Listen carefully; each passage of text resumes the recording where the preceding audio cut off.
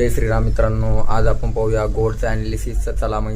तर मित्रांनो, तुम्ही बघू शकता मी इथे 300 पिपचा एस-एल घेतलेला आहे आणि 690 पिपचा TP घेतलेला आहे. काऊन की मार्केटचं स्ट्रक्चर मला बाईंगचं दिसत आहे. त्याचं कारण असं आहे की गोड फक्त हायर लो करत बाईंगला मुवमेंट करीत आहे. त्यामुळे मला शक्यता आहे की इथे बाईंगचीच मोमेंटम होऊ शकते. तर मित्रांनो, मी तुम्हाला 4 घंट्याचे बिल टाईम फ्रेमवर दाखवू शकतो. गोडचं स्ट्रक्चर हे तुम्ही इथं बघू शकता. इथून हाय घेतलेलं आहे, परत इथं लो, परत हाय, परत लो, परत हाय, परत लो, परत हाय. आता इथून पण परत थोडंसं लो, परत इथं हाय. तर मोमेंटम गोडचं तर हायच जाणार आहे. तर त्यामुळे मी इथं शुअर आहे बाईंगला.